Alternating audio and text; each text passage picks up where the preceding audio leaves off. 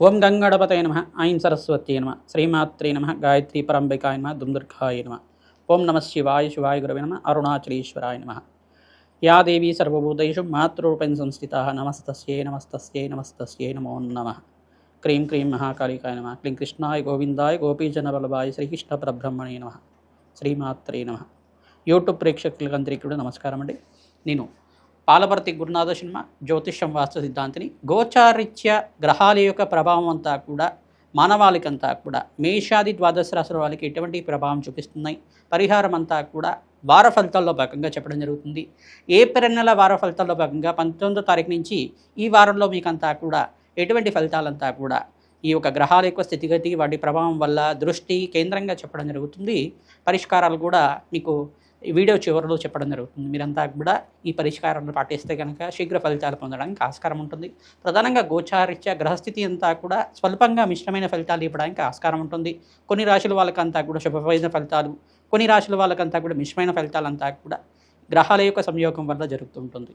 ప్రధానంగా చూసుకుంటే శుక్రుడు అంతా కూడా ఇక్కడ వృషభ రాశుల సంచారం జరుగుతుంది. బృహస్పతి సంచారం అంతా కూడా మిథున రాశుల సంచారం.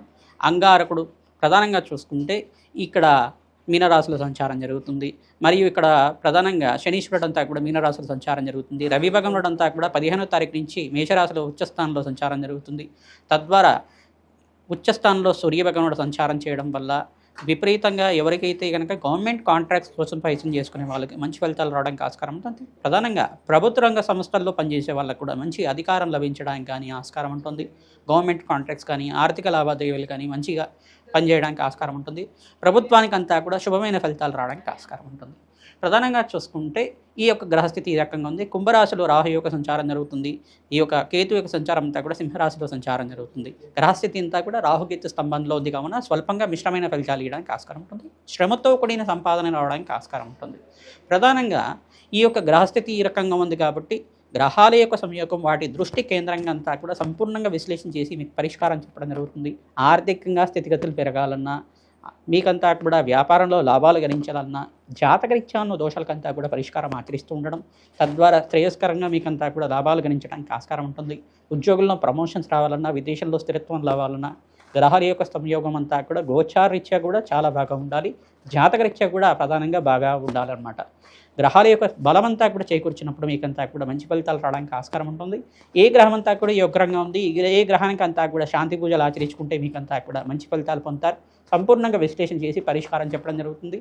వీడియో అంతా కూడా చూడండి, తద్వారా మీకంతా కూడా మంచి పరిష్కారం లభిస్తూ ఉంటుంది. కుంభరాశి జాతకులకి ఏప్రిల్ నెల వార ఫలితాల్లో భాగంగా 19వ తారీఖు నుంచి 25వ తారీఖు దాకా గ్రహస్థితి ఏ రకంగా అనుకూలం ఉంది, ఏ గ్రహాలంతా కూడా శాంతి కార్యక్రమాలు ఆచరించాలి, ఏ గ్రహానికంతా కూడా పరిష్కారం ఆచరించాలి అని విశ్లేషణ చేయడం జరుగుతుంది.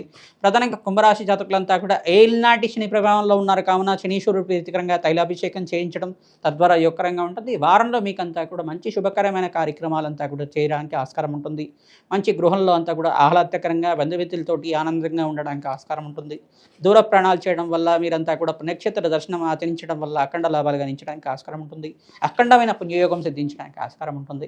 వివాహాది శుభకార్యాల కోసం ప్రయత్నం చేసుకునే వాళ్ళు, ఎంత ప్రయత్నం చేసినా వివాహం ఆలస్యమవుతుంది అనుకునే వాళ్ళు వెంకటేశ్వర స్వామి వారి కళ్యాణం అంతా కూడా తరచుగా ఆచరిస్తూ ఉండడం, పసుపు కొమ్ముల మాలనంతా కూడా మీరు ఆచరించడం వల్ల పసుపు కొమ్ముల మాలనంతా కూడా అమ్మవారి దేవాలయంలో కానీ మహాలక్ష్మి దేవాలయంలో కానీ మీరంతా కూడా అలంకరణగా చేస్తూ ఉండడం వల్ల అఖండ లాభాలు గణించడానికి ఆస్కారం ఉంటుంది. బగలాముఖి శాంతి హోమాది కార్యక్రమాలు ఆచరించుకోవడం వల్ల అఖండ లాభాలు గణించడానికి ఆస్కారం ఉంటుంది. ప్రధానంగా దేవాలయ ప్రాంగణంలో చండీ హోమాది కార్యక్రమాలు, బగలాముఖి శాంతి హోమాది కార్యక్రమాలు ఆచరించుకోవడం వల్ల శీఘ్ర కళ్యాణ యోగ ప్రాప్తి కలగడానికి ఆస్కారం ఉంటుంది. స్థానచలనం కూడా యోగకరంగా ఉంటుంది. ఈ వారంలో మీకంతా కూడా ధనధాన్యాది సమృద్ధి పెరగడానికి, వ్యాపారంలో లాభాలు గణించడానికి ఆస్కారం ఉంటుంది. దూర ప్రయాణాలు చేయడం వల్ల లాభిస్తుంటారు. తద్వారా యోగకరమైన జీవితం జీవించడానికి ఆస్కారం ఉంటుంది. ఖర్చులు కూడా విపరీతంగా పెరుగుతుంటాయి. తస్మాత్ జాగ్రత్తగా చెప్పడం జరుగుతుంది. ప్రధానంగా నూతన వ్యక్తుల పరిచయం వల్ల అఖండ లాభాలు గణించడం వల్ల మీకంతా కూడా యోగకరంగా ఉంటుంది. స్త్రీలకు కూడా ఈ వారంలో మీకంతా కూడా మంచిగా ఉద్యోగ ప్రాప్తి రావడం కానీ, ఉద్యోగంలో ప్రమోషన్స్ కోసం ప్రయత్నం చేసుకునే వాళ్ళు ఆ పని అంతా కూడా ముందుకు వెళ్ళడం కానీ జరుగుతూ ఉంటుంది. వారాంతంలో మంచి శుభవార్త వినడానికి ఆస్కారం ఉంటుంది. మహాలక్ష్మీదేవి ఆరాధన తామరపులతో అర్చించడం వల్ల, కనకధర స్తోత్రాన్ని పట్టించుకోవడం వల్ల ఆకస్మికంగా ధనయోగ ప్రాప్తి రావడానికి ఆస్కారం ఉంటుంది. అక్షయ తృతీయ రోజున మీరంతా కూడా ఈ యొక్క ప్రతినిత్యం కూడా అక్షయ తృతీయ రోజున మీరు ఈ యొక్క దానాది కార్యక్రమాలు ఆచరించుకోవడం వల్ల అఖండ లాభాలు గణించడానికి ఆస్కారం ఉంటుంది. ప్రధానంగా ఉదకంబ దానం అనే దానం ఉంటుంది. ప్రధానంగా మంచి కుండని తీసుకొని దాంట్లో మంచి జలాన్నంతా కూడా నింపి ఆ జల సహితంగా బ్రాహ్మణోత్తునికి దానం చేయడం వల్ల, సుగంధ ద్రవ్యాలతోటి దానం చేయడం వల్ల అఖండమైన పుణ్య ఫలితాలు పొందడానికి ఆస్కారం ఉంటుంది. కూష్మాండ దానం చేసుకోవడం, మామిడి పళ్ళు దానం చేసుకోవడం వల్ల మంచి ఫలితాలు పొందుతారు. గొడుగుని మరియు విసనకర్రని దానం చేసుకోవడం కానీ అఖండమైన పుణ్య ఫలితాలు పొందడానికి ఆస్కారం ఉంటుంది. ధనధాన్యాది సమృద్ధి పెరగడానికి ఆస్కారం ఉంటుంది. గోమాత సేవ చేసుకున్న వాళ్ళకి ఎటువంటి కష్టాలు ఉన్నా కానీ తీర్చడానికి ఆస్కారం ఉంటుంది. వ్యాపారంలో తరచుగా మీకంతా కూడా లాభాలు గణించడానికి ఆస్కారం ఉంటుంది. తద్వారా మీరంతా కూడా నవగ్రహ శాంతి హోమాది కార్యక్రమాలు అంగారకుడికి, శనీశ్వరుడికి, బృహస్పతికి, శుక్రుడికి మరియు రాహు గ్రహానికి అంతా కూడా జపం హోమాది కార్యక్రమాలు జాతకరీత్యా ఉన్న దోషాలకి పరిష్కారం ఆచరించుకోవడం వల్ల అఖండ లాభాలు గణించడానికి ఆస్కారం ఉంటుంది. శీఘ్ర ఐశ్వర్య ప్రాప్తి కలగడానికి ఆస్కారం ఉంటుంది.